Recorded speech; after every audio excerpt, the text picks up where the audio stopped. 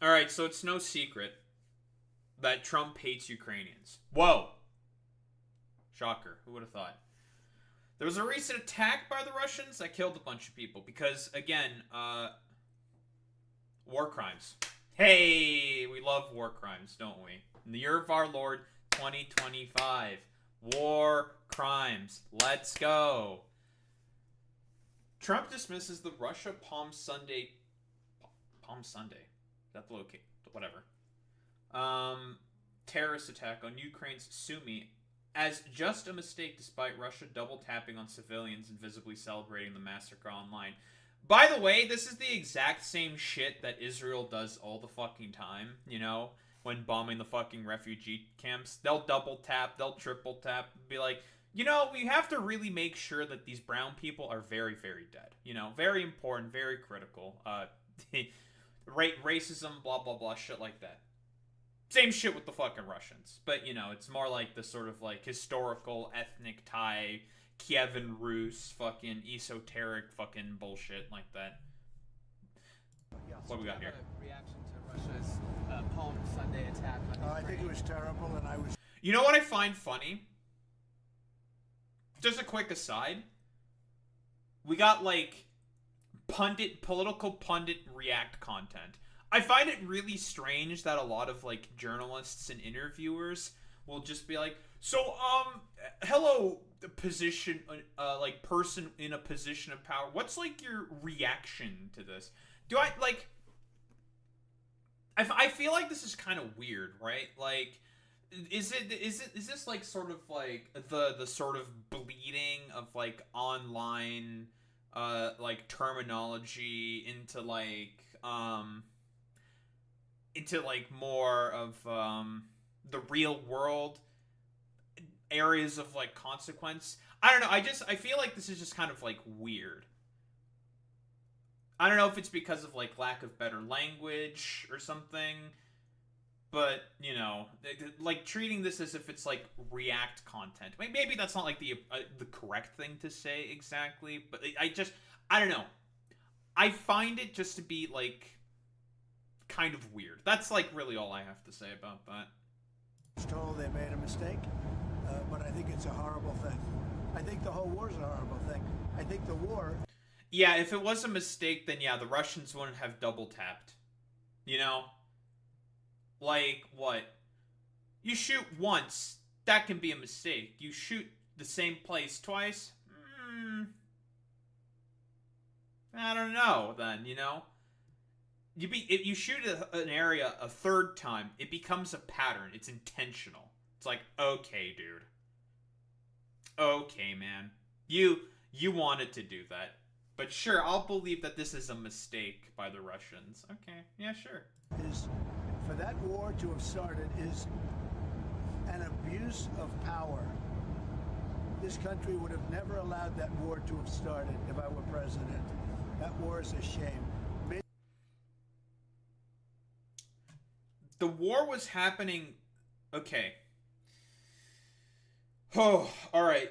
So he's trying to do the whole, like, the war started under Joe Biden. It's all his fault kind of a shtick, I think. Right? I think quite literally it's also said here, yeah. The war between Russia and Ukraine is Biden's war. Not true. The war started in 2014. Obviously, we know about the annexation of Crimea, the sort of the Russians sending in the little green men in order to help the separatists, in order to annex, well, parts of the country. And the Civil War has been going on since 2014. That's not ridiculous to say. Trump, your first term was in 2016. The war was going on still. So, let's not even forget about the Kurt Strait incident. That was during your presidency. That was in 2018. So, like, don't give me any of this, like, stupid, dumb fuck rhetoric of, like, oh yeah, bro, like, the war was definitely, like, started, because of, like, other circumstances or whatever. No. If you cared about ending the war, which clearly you do not, you don't give a fuck about that, even though it's like, we're in talks with the Russians, with the Ukrainians to try to get a ceasefire. which isn't an armistice. The ceasefire is like lasts a certain amount of days, blah blah blah. Is it actually going to be some kind of an armistice? Probably not, because the two sides, I've constantly reiterated this position before, they'll never agree on anything. You know, the Russians want to annex all the fucking territory. The Ukrainians don't agree with that. The Russians have current strategic initiative. So why would they come to the table when they think, like, I mean, we're currently, like, pushing an advantage. So, like, Why should we come to the table? We don't have to. We can just keep going. Fuck it. YOLO swag 420. Fuck it. So why would the Russians accept any deals? They have no reason to, and they have someone that's sympathetic to them in the White House. So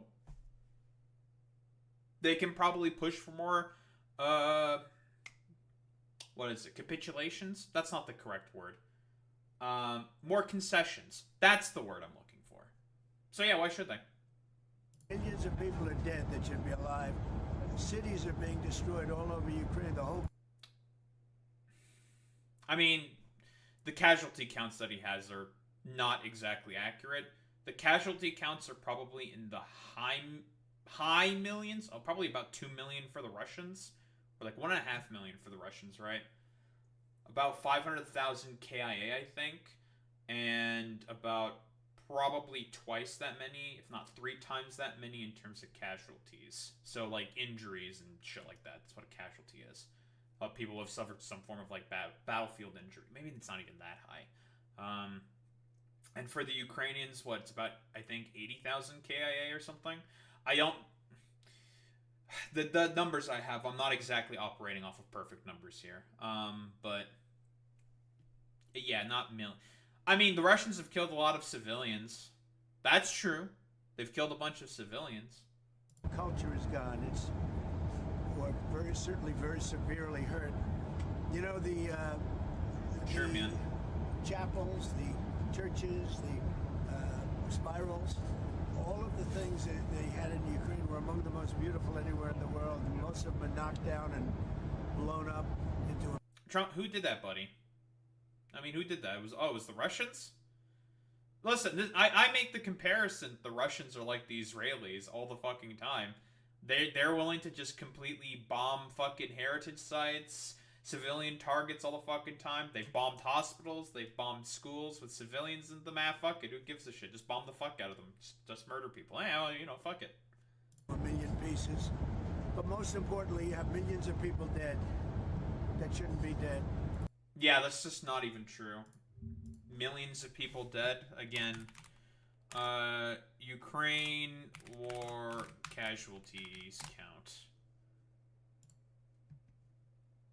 It's just not even true.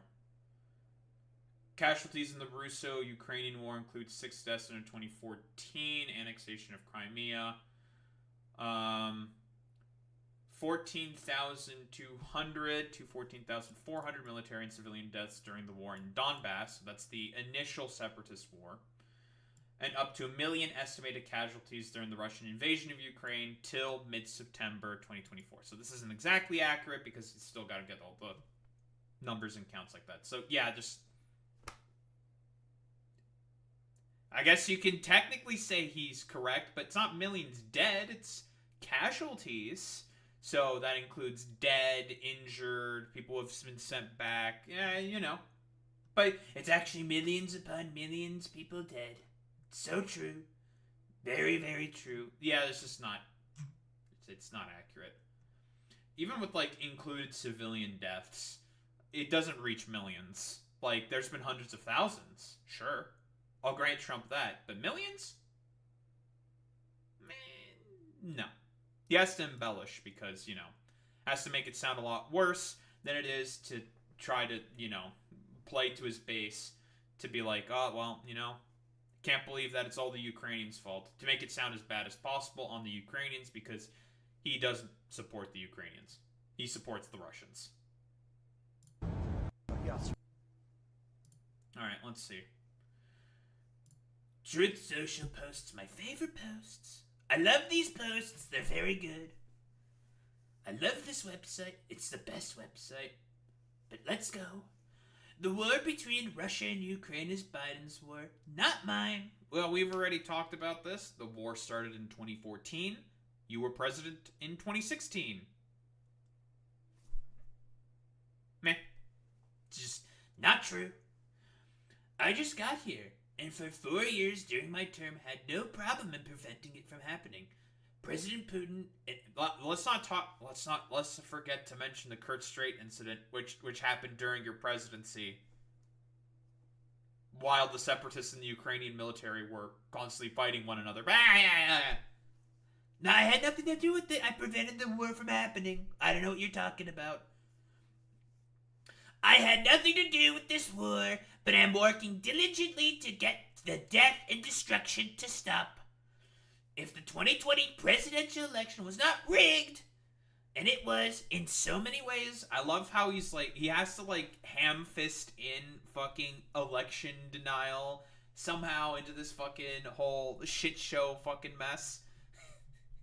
Because, yeah, dude, Putin definitely would have not gone ahead with an attack or some kind of an invasion. Actually, maybe there is a chance he wouldn't have done anything at all in 2022 because he would not have known how Trump would have reacted. I mean, if Trump won in 2020, COVID would still be a problem. Maybe not to this day, but it would still be a problem up into 2021, 2022, probably even up to 2023. So probably that would have prevented the Russians from going in. Maybe.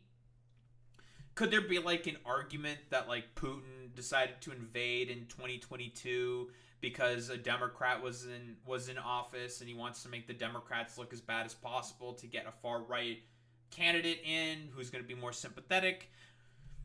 You can make that argument. Sort of evidence pointing to that is highly tenuous at best. What I'm essentially saying here is pretty conspiratorial, I'll be honest, but it's possible. I highly doubt it, honestly.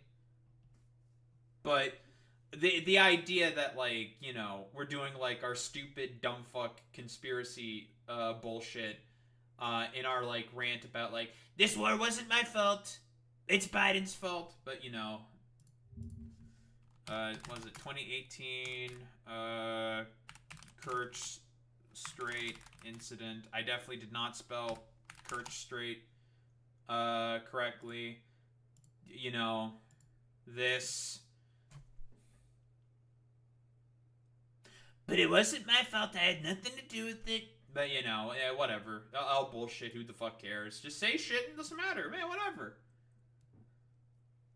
That horrible war would have never happened. President Zelensky and crooked Joe Biden did an absolutely horrible job in allowing this travesty to begin. Yeah, so he's blaming Zelensky for the war. The dude who's defending himself and not the fucking guy who, gave armaments to the fucking separatists in 2014 to do the annexation of Crimea. The dude who went ahead with the annexation of Crimea by deploying his own troops within Ukraine in order to help with the occupation. All the different Russian armaments and equipment that has been given to the separatists seemingly overnight.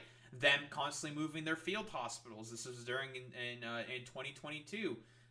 Them moving field hospitals into Belarus and into parts of the Kursk Oblast, and moving armored regiments and everything.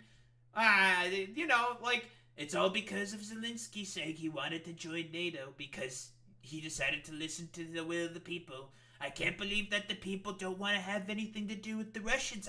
I could possibly never understand why. Why do the Ukrainians hate the Russians so much? I can think of about 15 different reasons, but it's too much for a little. I have the biggest and smartest brain. Let me tell you, folks. I'm a genius. I know everything. It's just I can think of some reasons. What's up, Boy Meets Many? There were so many ways of preventing it from ever starting, but that is in the past. Now we have to get it to stop, and fast. So sad. Has Trump ever given any of his suggestions of how to stop it? Here's an immediate question, right? What policy does Trump have to try to stop the war in Ukraine? I'm asking this like pretty purely rhetorically. What was the plan that Trump had? What was the play? What would he have done? Right? Like, what would he have done? Oh, let me just give more sanctions relief to the Russians for like no reason, so they just don't go in or something. Okay, I mean, sure, that's something. But would the Russians really care? That's the other question. Remember why the Russians initially wanted to do this invasion to begin with? They wanted to do this because they felt like they're basically the big brother of the Ukrainians, and they justified it on, well, they are our blood. This is our soil because we used to own this during the times of the Russian Empire, even though it was the Ukrainians that came first before the Rus, before the Russians. But well, you know, the history semantics aside, who the fuck cares about any of that shit? Putin has like a fucking demented understanding of history to begin with. But, well, you know, fuck it, who gives a shit? And, you know, we're gonna justify our annexation of this territory because the Ukrainians are of Russian blood, and that is of Russian soil. The Ukraine is of Russian soil. But, well, you know. And, like, other stupid conspiracy theories, like, well, actually, the Poles want to retake parts of, like, Western Ukraine, so we're going to do that. We're going to conquer all of Ukraine in order to stop the Poles from doing that. Or whatever fucking other stupid bullshit you can come up with from out of your ass. But yeah, you know, it's totally the fault of the Ukrainians and Biden that the war fucking started. No, like, it was just most convenient at that time for the Russians to go in for that invasion in 2022, because guess what was fucking happening during that time? Putin's approval rating was starting to go down. The economy was still suffering under all the sanctions, and the Russians really weren't going anywhere. So what more than likely happened is he decided to, you know, go ahead with the war, go into a war economy, because in order to help kickstart back up the Russian economy. Because guess what's happening with the Russian economy? It's made a comeback. I talked with this with a buddy of mine who works in, like, economics. He's been saying, like, yeah, like, people are saying that, like, the Russians are a paper tiger. They're not really anymore. I mean, I would say in terms of, like, military acumen, the Russians are definitely a paper tiger. But in terms of their economy, not so much anymore. All that cheap oil that they've been able to export, get around the sanctions with, it's been very, very lucrative for the Russians. And their economy has been making a recovery. So then they could, you know, spend more money on war material, producing more equipment and stuff like that. But yeah, well, you know, nice meme. Well, not only China, but also the Indians. India is also buying a lot of their crude and gas. China is as well. The North Koreans have also been more than likely buying a bunch of their crude and gas. Not to mention the North Koreans have been giving them a lot of material. So, you know. Yeah, fuck you, Ambani, obviously. And it's been very, very lucrative for the Russians. Like, the Chinese buying the fucking crude and the gas from the Russians, and the Chinese in return have been giving a lot of the Russians a lot of necessary advanced electronic equipment for the Russians to produce, well, advanced equipment with. So that's how they're able to maintain their war economy. Very, very simple and easy. And they've been able to transition to a total war economy pretty easily. Russia being an oil plus gas superpower is their only leverage, really. Pretty much. They just have oil and gas. That gets, like, fucked up. I do wonder with, like, how it's going with, like, the current, like, tariffs and everything. With a lot of the, with the Russian economy. Because, like, oil prices are, like, shitting the bed right now, right? Like, they are going down. I wonder how much, like, the Russian economy is going to be able to sort of sustain all the selling and production of oil and gas because of Trump's, like, global war on tariffs. Maybe Trump is, like, accidentally fucking over the Russians because of shit like this. But, like, there are, like, reports saying that, like, yeah, the shit started to go down. Even though the U.S. is, like, still the biggest producer of oil and gas. It's, you know, it's one of those situations where it's like, well, you know, it's all tomato, potato, potato. There's not really been enough time to sort of, like, 100%, like, judge the sort of direction for what's going on. But yeah, like, if you really think that Trump and the Republicans, they're going to do anything about this bullshit, no, they're not. They're Trump is firmly pretty much on the side of the Russians, and I mean, you can tell, because, like, initially, he wanted to do the ceasefire talks without the Europeans and the Ukrainians at the table in Saudi Arabia, because, again, all he cares about is, like, the oil and gas market. Like, that's all he fucking gives a shit about, honestly. And also the rare earths. We want to have we want to be racketeering, mob boss sort of styling, because we just want to just exploit people. That's all we care about, because that's how the U.S. is strong, just by blatantly exploiting people. That's all we give a shit about, folks. But yeah, honestly, like, is there really anything that's going to change in terms of this? Honestly, it's only going to get, like, worse before it gets any better.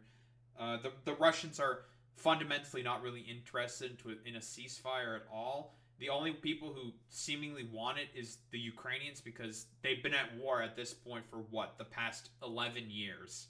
So, honestly, if we're talking about who wants a ceasefire, it might be because, like, the Ukrainians are just, like, super war-weary at this point, which is fucking sad. Because, like, Trump is now apparently not going to give them, like, necessary, like, air defense missiles and everything. Stuff that the Ukrainians can't produce themselves quite yet. But it's just unfortunate, to be honest. One interesting and positive side effect about this, more EU member states want to strengthen Israel's sanctions as a check on the U.S. France will likely recognize Palestinian statehood. That is true. I've been hearing about that, right? And the Spanish have already recognized Palestinian statehood, right? I think it's the Spanish. And the Spanish, the Danish, the Irish have done it, like, a long time ago. Norway, Ireland, yeah. Mm-hmm. A bunch of other EU member states have already recognized Palestinian statehood. I mean, if the French are the ones who do it next, like, they're the second biggest state in Europe, right? In terms of, like, relative power. Because if the Germans recognize Palestinian statehood, it's game, right? Like, the rest of the European states are going to recognize Palestine as a state, right? In order to fuck with the U.S., but Canada are we even close? I don't think we are. Canada recognize Palestine. The Canadian government recognizes the Palestinian Authority as a representative of the Palestinian people, has maintained contact with the PA since its establishment in 1944. I don't think so. Is there really anything on this? Yeah, I was about to say, like, I would have known about that. People are saying it's time. The NDP are calling for it. But yeah, I don't think we've quite crossed that threshold yet. I'm not sure what the polling is in Canada, but I assume, like, more and more people in Canada are not big fans of Israel. I'm not sure of what exactly the polling is on. Actually, what is it? Canadian thoughts on Israel. What's the polling on this? Polls show the gap between Canadian public opinion and Parliament on Israel. Can I get the polls? Is there a poll I can look at? No. They want to end special treatment, years of decline.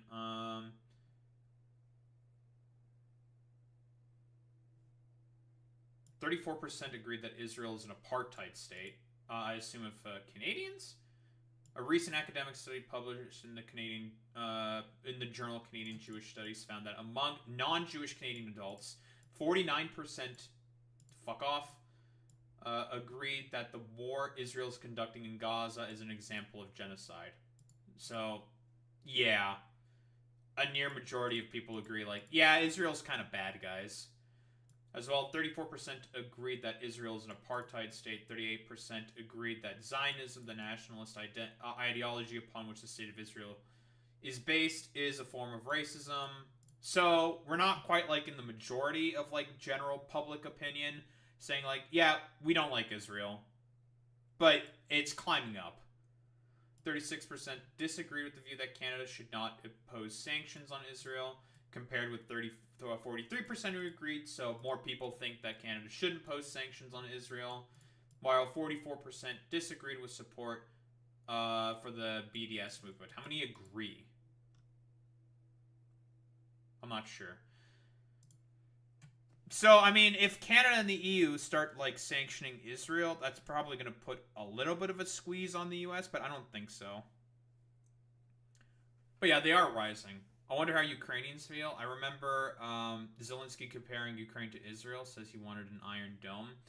I don't know, honestly. I mean, the only reason why Zelensky was making those fucking comparisons is because amongst East European states, Ukraine has the most, well, has the most Jewish people living in it, right? That's why he was saying that initially.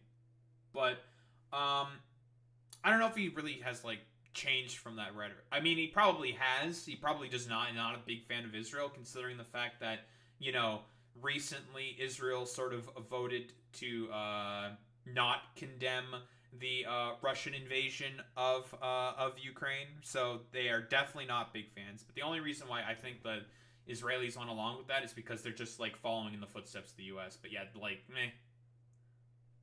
That is true. Ukraine has sent a lot of grain to Gaza. This is true. That is true under the grain deal. But anywho, complete fucking tangent aside. Yeah, Trump doesn't give a shit about the Ukrainians. He's fine with the Ukrainians suffering.